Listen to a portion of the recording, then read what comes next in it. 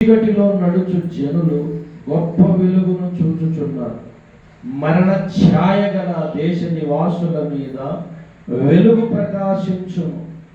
నీవు జనమును విస్తరింపజేయుచున్నావు, వారి సంతోషమును వృద్ధిపరుచుచున్నావు. కోతకాలమున మనుష్యులు సంతోషించున్నట్లు, దోపుడు సొమ్ము పంచుకుని వారు సంతోషించున్నట్లు వారు నీ సన్నిధిని సంతోషించుచున్నారు. మిథ్యాను దినమున జరిగినట్లు వాని బరువు కాడిని నీవు విరిచి ఉన్నావు. వాని మెడను కట్టు కర్రను, వాని తోలు వాని కొరడాలను విరిచి ఉన్నావు. యుద్ధపు సందడి యోధులందరి జోళ్లను, రక్తములో పొరలింపబడిన వస్త్రములను అగ్నిలో వేయబడి దహింపబడును. దేవుడు తన వాక్యమును మన హృదయాలలో వెనికిడిలో ప్రభువు స్థిరపరిచి ఆశీర్వదించునుగాక. ప్రభునందు ప్రియ దేవుని సంఘమా, క్రిస్మస్ అనగానే ఎన్నో విషయాలు మనము నేర్చుకుంటూ ఉంటాం. ఆ క్రిస్మస్ నాడు జరిగినటువంటి ఆ గొప్ప పండుగ వాతావరణం భూలోక సంబంధముగా తూర్పు దేశపు జ్ఞానులే కాదు, పరలోకము నుండి దిగి వచ్చిన దేవదూతలు కూడా యేసు ప్రభు భూమి మీద పుట్టినందుకు ఏం చేశారని చెప్పుకున్నాం మనం. వాళ్ళు కూడా సంతోషించారు, కేరింతలు వేశారు. ఇదిగో ప్రజలందరికీ కలగబోవు మహా సంతోషకరమైన శుభవర్తమానమని వారు కూడా క్రిస్మస్ ఆనందాన్ని సెలబ్రేట్ చేసుకున్నారు. అవునా కాదా? మరి పరలోకము నుండి దిగి వచ్చిన దేవదూతలు సహా సెలబ్రేట్ చేసుకొని ఇప్పుడు ప్రస్తుతానికి భూమి మీద ఎక్కువ కాస్ట్లీ ఫెస్టివల్, ఎక్కువ ఖర్చు చేయదగిన ఫెస్టివల్ పండుగ ఏదైనా ఉన్నదా అని మనం ప్రశ్న వేస్తే ఒకే ఒక్క సమాధానం వస్తుంది. ప్రపంచం అంతటిలో ఖరీదైన పండుగ ఏదైనా ఉన్నది అంటే ఒక క్రిస్మస్. ప్రపంచంలో ప్రతి దేశంలో జరుపుకుంటారు ఈ పండుగ.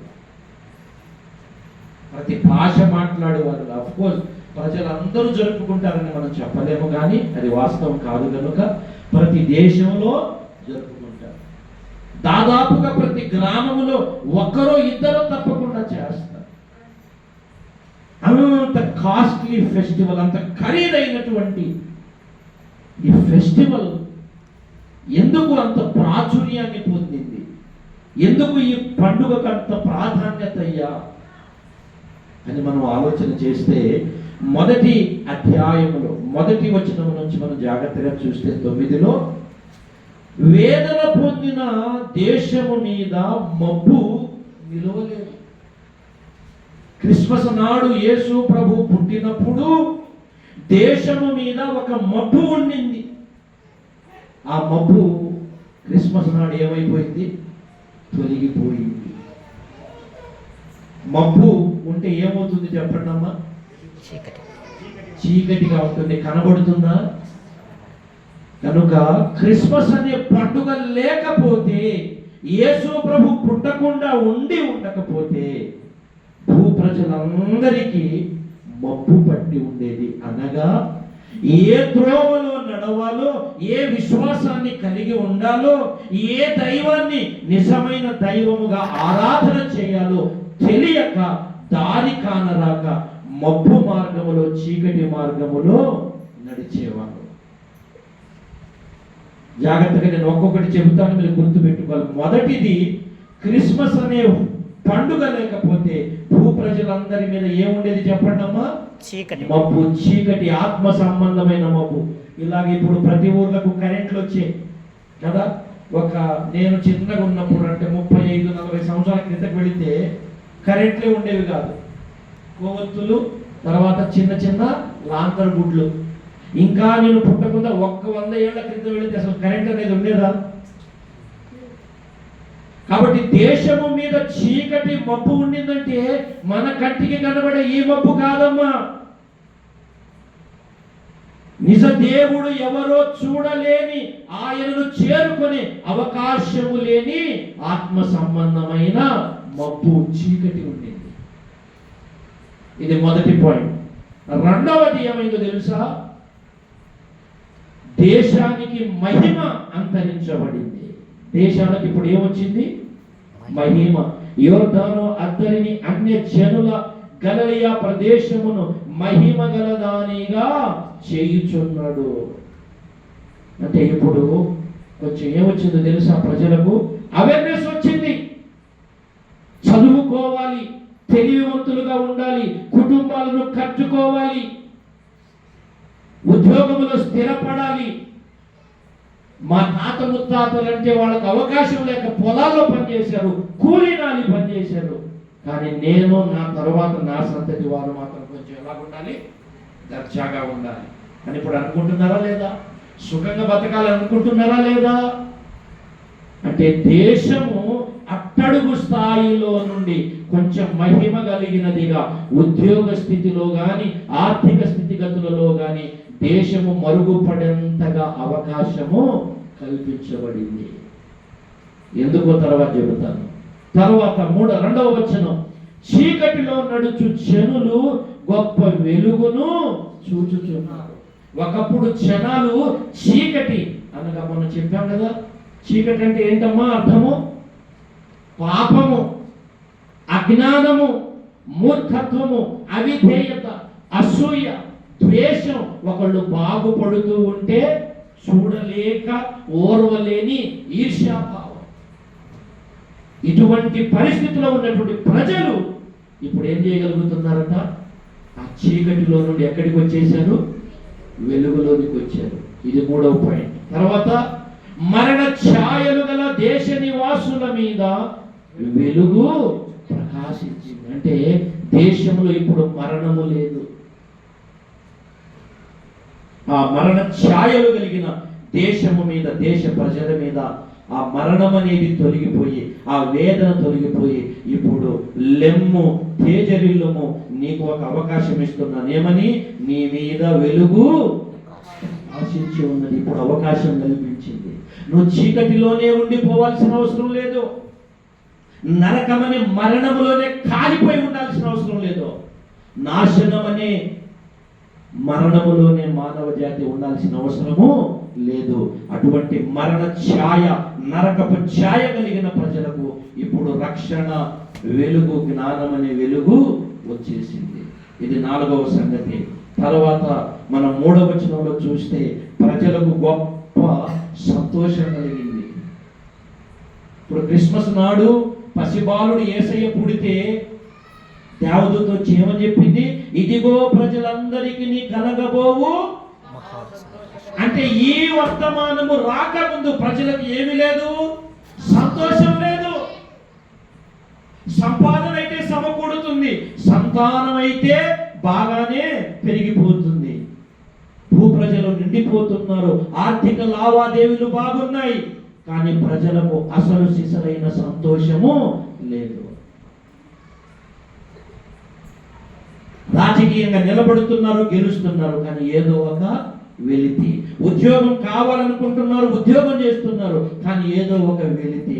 హృదయంలో నెమ్మది, సంతోషం అనేది లేదు. అలా ఉండే ప్రజలకు ఇప్పుడు ఎలాంటి పరిస్థితి వచ్చింది? ఇదిగో ప్రజలందరికీ కలగబోవు మహా సంతోషం.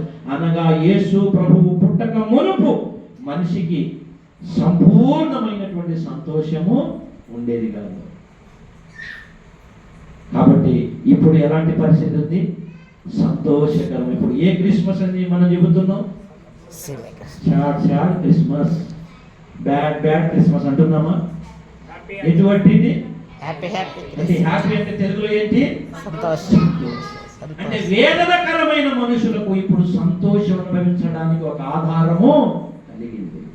తర్వాత వారు నీ సన్నిధిని సంతోషించుచున్నారు. అనగా భూ ప్రజలు చీకటిలో, మరణ ఛాయలో, మహిమ లేక, సంతోషము లేక దేవునికి బయట ఉండేవారు. దేవుని ఎందుకు వచ్చే అవకాశము లేకుండా ఉండేది. కానీ ఇప్పుడు భూ ప్రజలందరూ దేవుని సన్నిధిలో ఏం చేస్తున్నారు చెప్పండి? సంతోషిస్తున్నారు. ఇవన్నీ విషయాలు. తర్వాత మనం చూస్తే 4వ వచనంలో మనం చూస్తే, మిథ్యాను దినమున జరిగినట్లు వారి బరువు కాడిని నీవు విరిచి ఉన్నావు. అంటే మనుషుల మీద ఏదో బరువు ఉండేదట. ఏమిటా బరువు? ఏముంది సార్? ఇల్లు కట్టుకున్న 5 లక్షలు 10 లక్షలు అప్పు అయింది. ఆ అప్పు అనే కాడ ఏం బరువు అమ్మా? ఎక్కడ సార్ 5 మంది 6 మంది ఆడపిల్లలు అయిపోయే వాళ్ళందరి బరువు కాదా? ఆ బరువా? ఏ కాడి? ఏ బరువు ఇది? పాపమనే కాడి. ఆ కాడిని యేసు ప్రభు వారు ఏం చేస్తున్నారట? బరువు కాడిని నీవు విరిచేసావు. ఎప్పుడు విరిచావు అది చెబుతాను. నేను ఈ సంగతులన్నీ ఎందుకు చెబుతున్నానో తర్వాత చెబుతాను. ప్రారంభంలో ఏమన్నాడు? మబ్బు కలిగిన దేశానికి స్పష్టత కలిగింది. తర్వాత మహిమను ప్రకాశింపజేశాడు. చీకటిలో ఉండే ప్రజలకు వెలుగును చూడగలిగే అవకాశం వచ్చింది. మరణ ఛాయ, నరకానికే వెళ్ళిపోవలసిన మనిషి కొంచెం పరలోకానికి వెళ్ళే అవకాశం దొరికింది. తర్వాత సంతోషమే ఉండటానికి అవకాశం లేని మనిషికి ఇప్పుడు సంతోషంగా ఉండే అవకాశం కలిగింది. తర్వాత అసలు దేవుని దగ్గరికి వెళ్ళే అవకాశం లేని మనిషికి ఇప్పుడు ఎక్కడికి వెళ్ళే అవకాశం వచ్చింది? ప్రభు దగ్గరికి. అలాగొచ్చినోడమే కదా నువ్వు నేను. వీటితో పాటు మన కాడి మీద, మన భుజముల మీద ఉండే పాపపు భారము బాడిని ఆ ప్రభు ఏం చేసేసాడట? విరిచేసాడు. తర్వాత వాని మెడను, కట్టుకర్రను, వాని తోలు, వాని కొరడాలను ఏం చేసేసావు? పాప భారమే కాదు, ఆ పాపమును బట్టి కలిగే కొన్ని రోగాలు, శాపాలు ఉంటే చూశారు, వాటిని కూడా యేసు ప్రభువు దేవుడు మన రక్షకుడు ఏం చేశాడమ్మా? గట్టిగా విరిచేశాడు. ఇంకా 5వ వచనం, యుద్ధపు సందడి చేయు యోధులందరి జోళ్ళును రక్తములో పొరలాడింపిన వస్త్రములను అగ్నిలో వేయబడి వస్త్రాలు. ఏ వస్త్రాలు? పాపపు క్రియలనే వస్త్రాలు. మనిషి యొక్క ఆలోచనలు, తలంపులు, ఉద్దేశాలనే వస్త్రాలను ప్రభువట ఏం చేస్తున్నాడు? ఆయన రక్తములో వాటన్నిటినీ కాల్చేస్తున్నాడట. ఎప్పుడు జరిగింది అవకాశం? చెబుదాం, ఇంకొంచెం ఉన్నాయి. రక్తములో పొరలాడింపబడిన వస్త్రములను అగ్నిలో వేయబడిన ఏం చేసేసావు? దహించావు. ఇప్పుడు ఇన్ని సంగతులు జరిగాయి కదా. మబ్బు పట్టిన దేశానికి స్పష్టత వచ్చింది. యోధాను అవతల ఉన్న దేశానికి మహిమ కలిగింది. చీకటిలో నడుచు ప్రజలు ఏం చూడగలుగుతున్నారు? ఇప్పుడు వెలుగును చూడగలుగుతున్నారు. మరణ ఛాయలు కలిగిన దేశము మీద వెలుగు ప్రకాశించింది. సంతోషించగలుగుతున్నారు.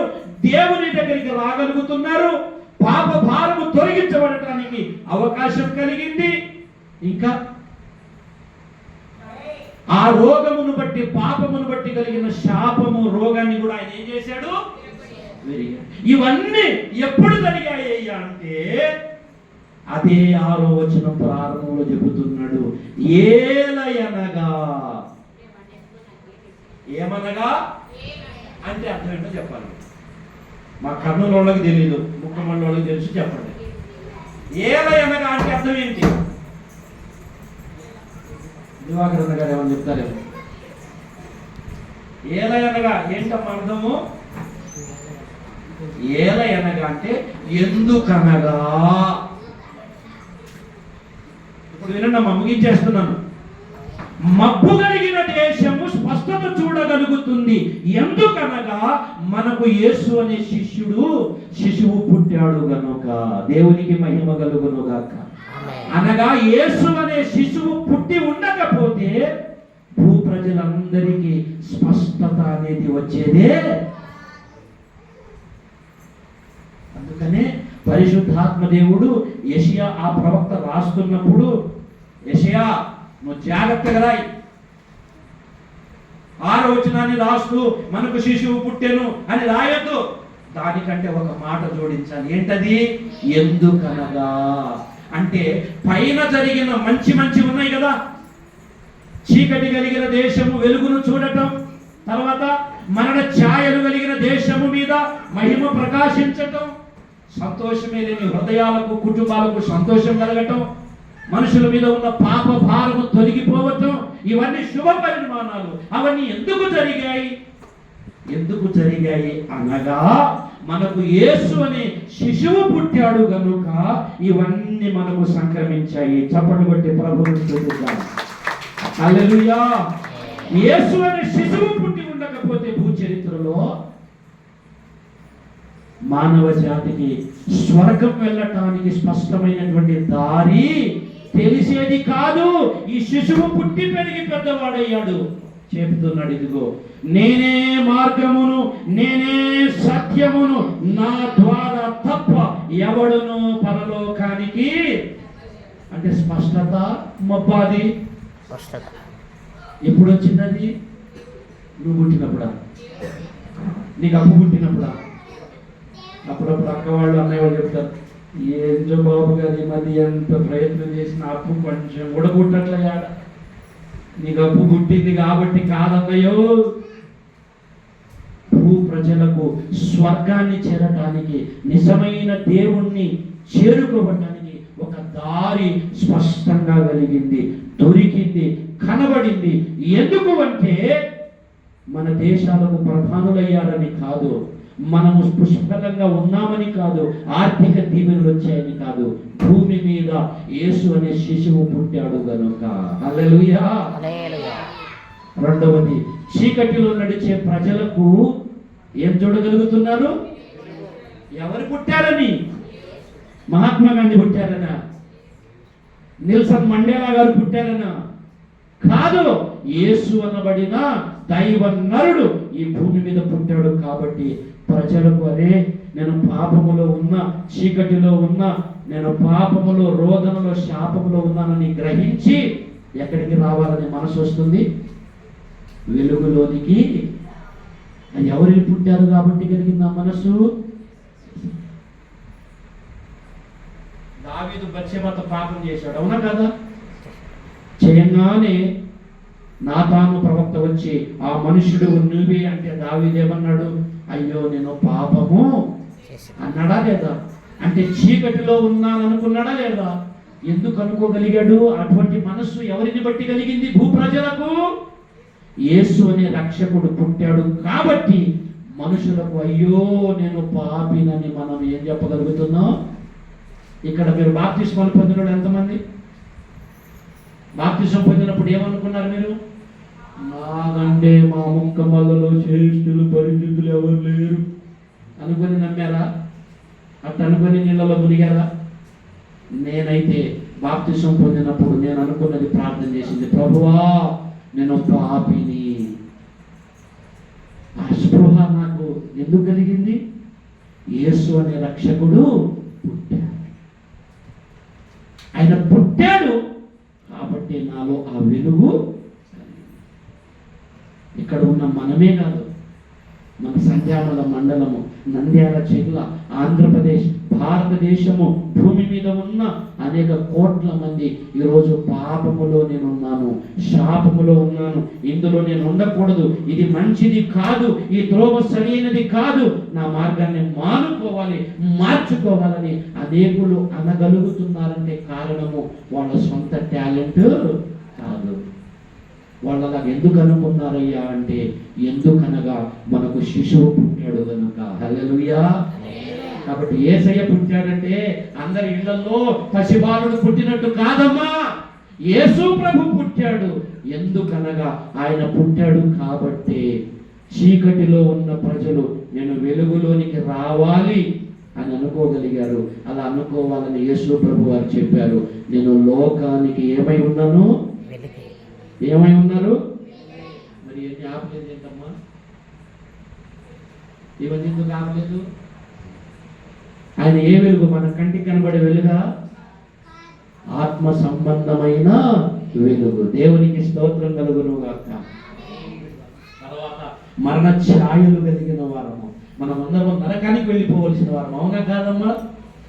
నువ్వు వెళ్ళే అవకాశం ఉందేమో బాబు గారు, నేనైతే అట్లాంటి దాన్ని అట్లాంటి వాడిని కాదు, నేను గ్యారెంటీగా పరలోకానికి పోయే క్యాండిడేట్నే అని ఎవరైనా అనుకుంటున్నారు? ఇక్కడ మనమందరము నరకానికి జోగుచున్న వారము, వెళ్ళవలసిన వారము, మరణ ఛాయ మన మీద ఉంది.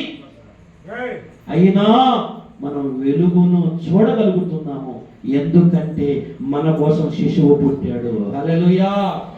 మన మీద ఉన్న పాపపు కాడి విరగొట్టబడింది. ఎందుకంటే శిశువు పుట్టాడు కనుక. హల్లెలూయా. నా జీవితంలో, నా కుటుంబంలో, నా బ్రతుకులో, సంఘంలో, గ్రామంలో సంతోషం లేదు, బాధ, వేదన. కానీ ఇప్పుడు మనకందరికీ ఏం కలిగింది? సంతోషం. ఎందుకు సంతోషం? కట్నం తీసుకొని అల్లుడు దొరికినందుకు, కట్నం ఇచ్చే కోడలు వచ్చినందుక? ఎందుకు? శిశువు నా కొరకు పుట్టాడు కనుక. చప్పట్లు కొట్టండి గట్టిగా. దేవునికి మహిమ కలుగును గాక. నా మీద ఇప్పుడు పాపానికి అధికారము లేదు. నా మీద ఉన్న భారమును యేసయ్య మత్తయి 11:28 యేసు ప్రభువు చెప్పారు కదా, ఏమని? భారము మోసుకొనుచున్న సమస్త జనులారా నా యొద్దకు రండి, మీ మీద ఉన్న పాపపు కాడిని విరిచేస్తాను, శాపపు కట్లను చెప్పివేస్తాను అని చెప్పి మన భారమునంతటిని ఆయన మీద వేసుకోవటానికి శిశువు మన కొరకు పుట్టాడు. హల్లెలూయా. మరి దీన్ని ప్రపంచంలో వాళ్ళు వీళ్ళు సెలబ్రేట్ చేసుకోవటం ఏంటి? నాన్సెన్స్. నేను చేసుకోవాలి గట్టిగా, కాకపోతే దుడ్లు ఎక్కువ లేవంటే. మీరేమైనా అప్పిస్తారా? బాగా ఎక్కువ సెలబ్రేట్ చేసుకుంటా. నేనే కాదు, మీకు దుడ్లు వస్తే మీరు కూడా ఏం చేస్తారమ్మా? ఇది దుడ్లే అంటారా, డబ్బులు అంటారా? దుడ్లు అంటే ఎట్లయితే మీరు ఆదరణ సైడ్ వాళ్ళు వీళ్ళు చేసుకోవటం కాదండి. క్రిస్మస్ నా జీవితానికి అది ఒక గొప్ప పండుగ. ఎందుకనగా మరణ ఛాయలు కలిగిన నా మీద ఆయన వెలుగును ప్రకాశించడానికి ఆయన శిశువుగా పుట్టాడు. 6వ వచనంలో 2వ భాగంలో రాయబడింది, శిశువు పుట్టటమే కాదు, ఆయన మనకు అనుగ్రహించబడ్డాడు. చదువుతారా 6వ వచనం? ఎందుకనగా అంటే పైనున్నవన్నీ మంచి జరిగాయి. ఎందుకు జరిగాయి అనగా మనకు శిశువు పుట్టాడు. పుట్టిన శిశువు మనకు ఏం చేయబడ్డాడు? అనుగ్రహింపబడ్డాడు. మనకు సంస్కృతం వద్దు, గ్రాంధికం వద్దు, మనం వచ్చే తెలుగు వాళ్ళం కదా. అనుగ్రహించబడటం అంటే అర్థం చెప్పండి. అనుగ్రహించబడటం అంటే అర్థము అంటే ఇవ్వబడటం అనేది ఎప్పుడు జరుగుతుంది? ఇప్పుడు నేను ఈ మైక్ నాకు ఇచ్చారు కదా, మీరు చూస్తున్నారు కానీ ఇవ్వటం అనేది జరిగిందంటే ఎంతమంది ఉండాలి? ఇచ్చేవాళ్ళు ఒకళ్ళు, తీసుకునేవాళ్ళు. కుమారుడు పుట్టాడు పశువుల పాకలో, పుట్టినవాడు ఆయన అందరికీ తండ్రి అయిన దేవుని వలన, ఇదిగో నా కుమారుణ్ణి మీ కొరకు శిలువకు అప్పగించేస్తున్నా, దీనిని తీసుకోనండి అని తండ్రి అయిన దేవుడు యేసు ప్రభువును మనకు వరాల మూటగా ఇచ్చేశాడు. హల్లెలూయా. అనుగ్రహించబడినంటే ఇచ్చేవాళ్ళు ఒకళ్ళు ఉన్నారు, తీసుకునేవాళ్ళు ఒకళ్ళు ఉన్నారు. ఇచ్చిన ఆయనేమో తండ్రి అయిన దేవుడు యెహోవా దేవుడు, తీసుకుంటున్న వారమేమో మనము. ఎలాగిస్తున్నావయ్యా నీ కుమారుని అంటే మనకు బాగా తెలుసు కదా. ఆయన వచనాల మూట, ఆశీర్వాదాల మూట, సంతోషాల మూట. యేసయ్య ఎక్కడుంటే అక్కడ చీకటి ఉండదు, పాపం ఉండదు, దరిద్రం ఉండదు, అసమాధానం ఉండదు, భయం ఉండదు, పిరిగితనం ఉండదు.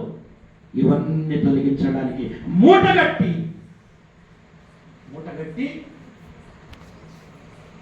యేసు అనే పేరు మీద ఇచ్చేశారు. దేవునికి మహిమ కలుగును గాక. ఏమండి, ఇప్పుడు నేను వస్తే నాకు మైక్ ఇచ్చారు దివాకరణ గారు, ఆయన ఆస్తి అంతా నాకు ఇస్తాడా? టైం ఇచ్చాడు, నా కోసం ఆయన ప్రాణం ఇస్తాడా? ఏమో ఆయనే కాదు, నేను కూడా. మీరు నవ్వుతున్నారు, మీరేమో ఇస్తారా? మీరు ఎవరమ్మా, మీరేమో తక్కువ ఉండదు కదా. ఏదో గెలిచారయ్యా కాబట్టి 4 మాటలు చెబితే వినిపోదామని వచ్చాం, కానీ మీరు అయ్యండి అని మేము ఎందుకు ఇస్తాం? వద్దులేనాయనని పోతాం కదా. కానీ తండ్రి అయిన దేవుడు తనను ఎంతగానో ప్రేమించిన కుమారుడు, ఇష్టమైన కుమారుడు, బైబిల్ చెబుతుంది జనితైక కుమారుడు. అనగా జనితైక అంటే అర్థం ఏంటో తెలుసా? అతని వంటి వాడు ఇంకొకడు లేడు.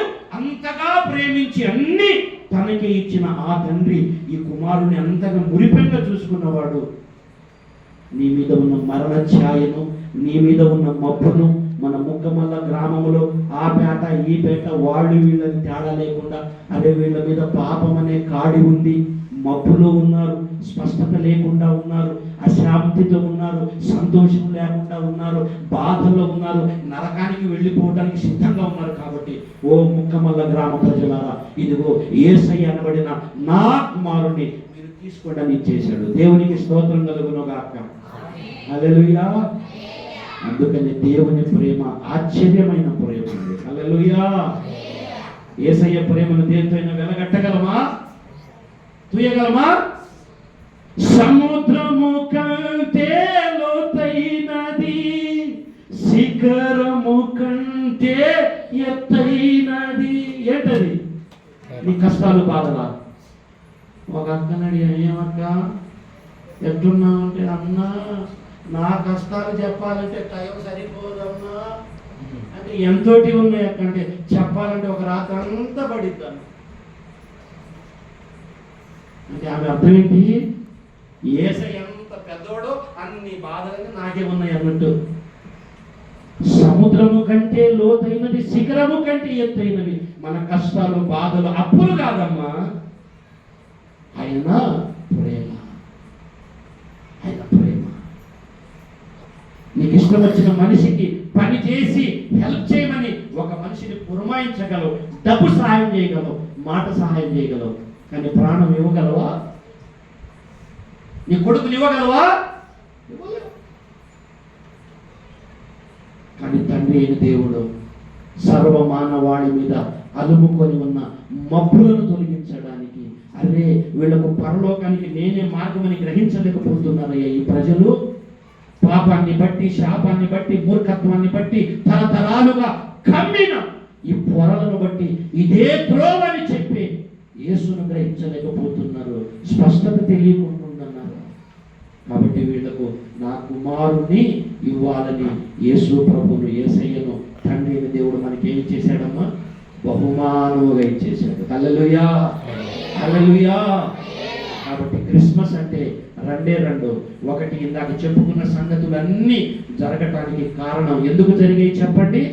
ఏదైనగా యేసయ్య మన కోసం పుట్టాడు. రెండోది, పుట్టినవాడు మనకి ఏం చేయబడ్డాడు?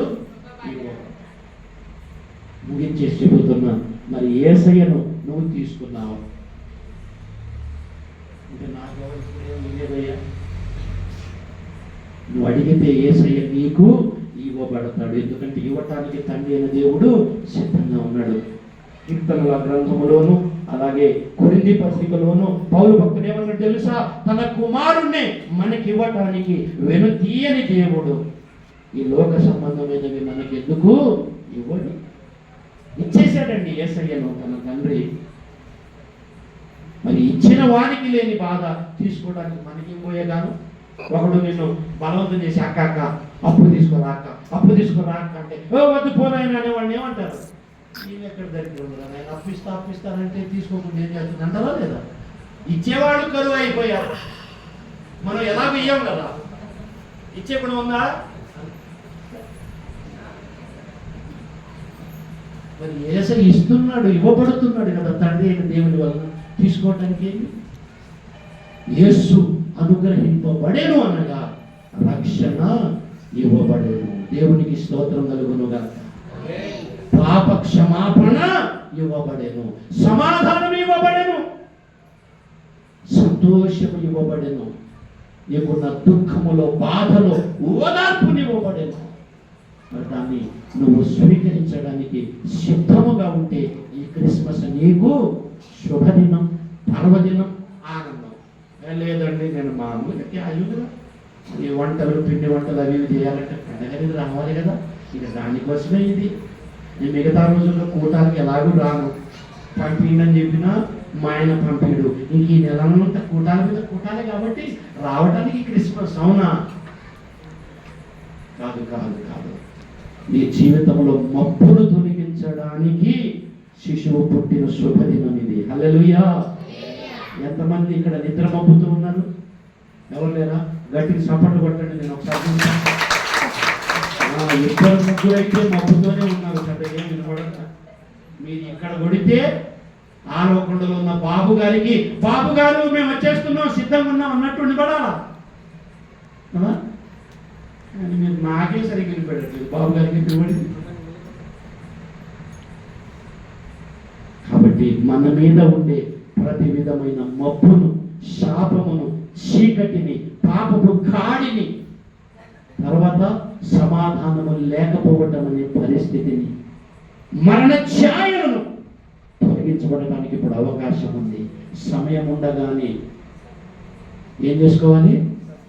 దీపం ఉండగానే ఇల్లును, నీ మీద ఉన్న మరణ ఛాయను, శాపాన్ని, రోగాన్ని నేను తొలగించడానికి అనుగ్రహించబడుతున్నానని యేసు ప్రభు ఇప్పుడు ఈ సందేశము ద్వారా పలుకుతున్నాడు. ఒకవేళ ఆయనను, రక్షణను, పాప క్షమాపణను నువ్వు తీసుకోకుండా ఉండగలిగినట్లయితే ఇప్పటి వరకు ఈ సందేశము ద్వారా అయినా, ప్రభువా నువ్వు నా కొరకు అనుగ్రహించబడ్డావు, నా కొరకు పుట్టావు, ఎందుకంటే ఇదిగో నాకున్నటువంటి మరణ ఛాయ, వేదన, రోగము, శాపమును తీసివేయటానికి నన్ను నీ కుమారునిగా చేసుకో, నీ కుమార్తెగా నన్ను మార్చుకో, నా హృదయంలో నీకు వచ్చి ఉండు ప్రభువా అని నువ్వు చెప్పగలిగితే క్రిస్మస్ చేసుకోవడానికి మనం ఎలిజిబుల్. అది అసలు సిసలైన క్రిస్మస్. అంతే తప్ప మనమేదో చర్చిలకు వచ్చే వాళ్ళకు కనుక హిందువులకు ఒక పండుగ ఉంటుంది, వేరే వేరే మతాల వాళ్ళకు ఒక పండుగ ఉంటుంది కనుక మనకు ఒక పండుగ లాంటిది అనటానికి కాదు. కనీసం ఈ ప్రసంగముతోనైనా, ఈ మాసముతోనైనా నా కొరకు యేసయ్య పుట్టాడు, ఆయన కోసం నేను బ్రతుకుతానని తీర్మానం చేసుకో. యేసయ్య నా కోసం ఏమయ్యాడు? పుట్టాడు. మనం ఏం చేయాలి? ఆయన కోసం బ్రతుకుతాను అని మనం తీర్మానం చేద్దాం.